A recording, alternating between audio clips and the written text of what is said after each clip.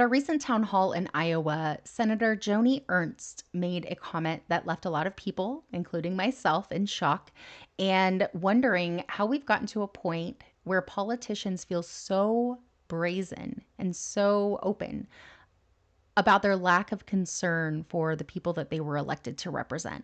So they will be coming off.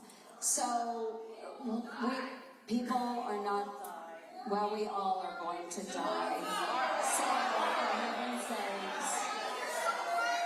for heaven's sakes, folks, okay. No. Naturally, this got a lot of backlash. She got a lot of calls, a lot of angry constituents. And so you would expect that she would issue some sort of an apology or a clarifying statement, even fake some remorse and say, oh, well, that's not what I meant.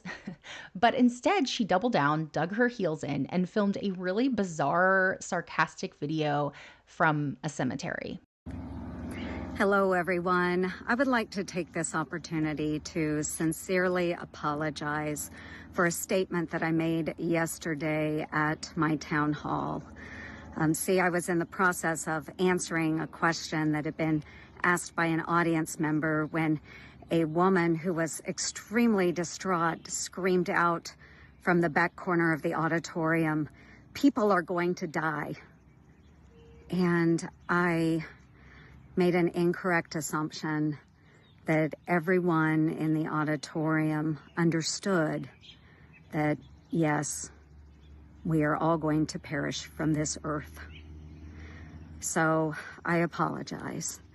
And I'm really, really glad that I did not have to bring up the subject of the tooth fairy as well. But for those that would like to see eternal and everlasting life, I encourage you to embrace my Lord and Savior, Jesus Christ. If you're not familiar with evangelical theology, this might seem incredibly shocking to hear a U.S. senator responding to the concept of suffering by saying, well, we're all going to die, and just kind of being flippant and even kind of joking about it afterward. And it seems absolutely callous, but within fundamentalist Christian circles, this is not callous. This is normal. And it is the end result of these ideologies and this indoctrination. In this belief system, earthly life is temporary. Pain, hunger, suffering, all of these terrible things that we experience are the result of a fallen world. And your reward is not here on earth. Your reward is in heaven. And so you just have to get through this world, get saved, meet Jesus at the end of it. And then you're going to have eternity in heaven, eternal bliss, no more sin, no more suffering, no more pain, no more tears. So when you have this mindset that, well, if I die tomorrow, then I have an eternity to live again, and it's going to be even better than the first time, then you get very detached from the here and now. And I remember growing up in youth group and always being told, you are not of this world. You don't belong to this world. And so if you suffer, if you experience hardship, don't worry. You just got to get over this life, and then you'll never have to experience that again. And I think for some, especially those who have experienced a lot of trauma and hardship, this can actually be a very uplifting and hopeful message that, yes, you had a hard life. Yes, things are difficult, but this is the hope that you have to keep you going, because this is only temporary. It's not going to last very long. And I think that is how it gets so many people, and why it so easily settles into the minds and hearts of people in church, because existence is difficult. People go through really hard things, and sometimes we need somebody to give us hope. So I can definitely understand why this would be a hopeful message, but on the flip side, it can also be incredibly harmful, which is why I think balance is really important. But the Bible itself reinforces this idea that life is so temporary, this world doesn't really matter, over and over and over again. In James, it says you are a mist that appears for a little while and then vanishes. In Philippians 1:21, it says, for to me, to live is Christ and to die is gain. Colossians 3:2, set your mind on things above, not on earthly things. So the goal is to think about heaven, to think about your reward there, to detach from this world, because this is a fallen world. This is a bad world. This world is ruled by Satan. And so it doesn't really matter in the end. But what happens when you get people who believe this that aren't just churchgoers, but are actually lawmakers and in charge of creating policies that impact all of our lives? You get leaders who don't care about how Medicaid cuts impact people, how SNAP cuts starve children, the climate crisis, the suffering of others, marginalized communities, poverty. So when Senator Ernst makes this video in a cemetery where she's mocking the people that are concerned for the suffering of others, and then she ends the video by encouraging them to embrace the everlasting life that Jesus has to offer, this isn't a weird pivot. This is actually the natural conclusion of her beliefs. This makes perfect sense in the mind of her and in the mind of those who also hold this same mindset, the same theology. It makes perfect sense to them. And when you have these lawmakers that are just kind of brushing off real documented harm that Medicaid cuts and SNAP cuts would cause, they find ways internally to justify it. A lot of times they consider the fact that, well, if people aren't getting the food they need, they aren't getting the Medicaid they need, well, that's just part of God's will. And either they will suffer for a little while and go to heaven, or they're going to go to hell. And why do I even care if they suffer here on earth anyway? I mean, think about this concept of heaven and hell and this kind of moral absolutism, this kind of binary black and white thinking that you are either good or you are bad. You are either saved or you are either condemned. You are going to heaven or you are going to hell. And there is no nuance there. So if you are going to heaven, you're good. You're on the right side. You're favored by God. He's got you. He'll get you through it. Don't you worry.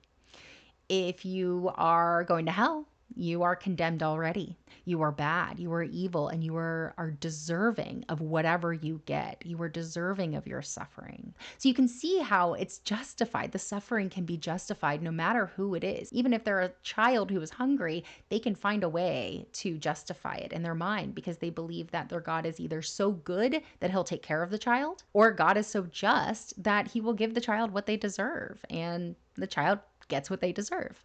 In this mindset, Medicaid is not a moral obligation. SNAP is not a right. These things are temporary band-aids on a sinking ship. And your only real hope is in Jesus Christ.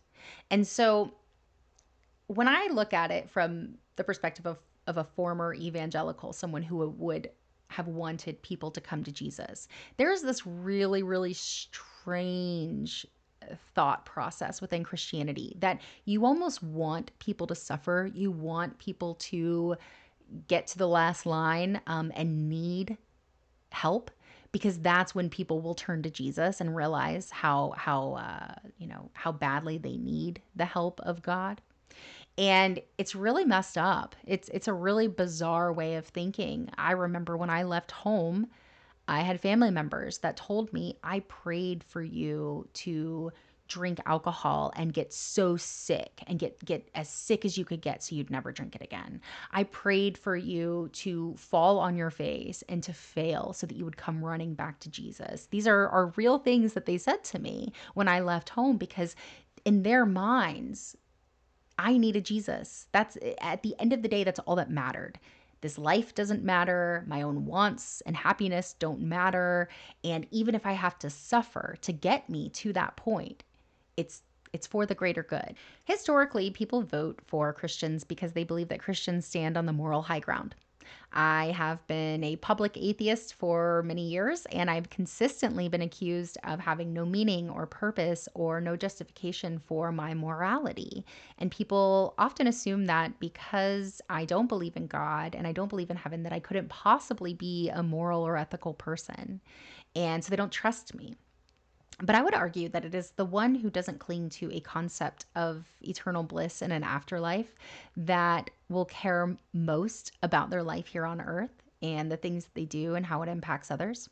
That those who are only looking to a future in heaven have absolutely no reason to care about the well-being of others, to care about really anything here on earth if they only have their sights set on after all of this. I am only focused on the here and now. I don't have my mind set on heaven. I'm not looking forward to a reward in the afterlife. I don't know that I'll ever get to live forever in eternal bliss without suffering. And so I have to make the most of my life here on earth. I have to do what I can to make sure that I am as well and happy and safe as possible. And to do that, I also have to make sure those around me are happy, safe, well. And if I don't think that all of this is just pointless and it won't matter, then I'm going to value it more. I'm going to care about it more. I'm going to value other people more. I don't see people as good and bad, saved and damned. I don't see people and think, oh, well, they might deserve suffering or they deserve to suffer in the afterlife. They deserve to go to hell. I don't look at people and think that. So I can't justify their suffering here on earth. But a Christian like Joni Ernst, or a proclaiming Christian, might look at someone who's suffering and think, well, either God will get them through it or they deserve what they get. But either way, they don't actually have to acknowledge or care about the suffering. I would like to see more atheists in office and less Christians in office. And I'm not saying that because I don't like Christians. And I think that Christian is a very broad term, can cover a lot of different theologies and ideologies. But if you believe that this life doesn't matter and you're supposed to keep your mind on heaven, and you believe that some people deserve to suffer, that it is the best thing that could happen to them because they deserve it, I don't think that you would make for a very good lawmaker. You're not in a position to write policies and laws for the people of the land because the policies are supposed to create a better society. The policies are supposed to make sure that we're all taken care of and we're all well and happy and secure. Life, liberty, and the pursuit of happiness. It's not just that we're supposed to be safe, but we're also supposed to be able to chase our own happiness because that's really important. And I remember being a Christian and I believed that my happiness did not matter. My goals, my wants, my desires did not matter. And even those who do have this mindset tend to be very selective with their beliefs. Christians who care very little about the suffering of others when Medicaid and SNAP are being cut might care about the suffering of those who have to wear masks when a worldwide pandemic breaks out, or the suffering of their religious freedom if they feel as though the government is intruding on it. And so the belief is very selective, and the policies are very selective, and it's cognitive dissonance. It is the result of brainwashing and indoctrination. This we know, but it's just really important to point out that when you confront a politician, like I did recently, Diana Harshbarger, I confronted her after an event about cutting Medicaid and SNAP and letting children go hungry. Diana, why did you vote to take Medicaid and SNAP benefits from kids in District 1? Why do you want kids to go hungry?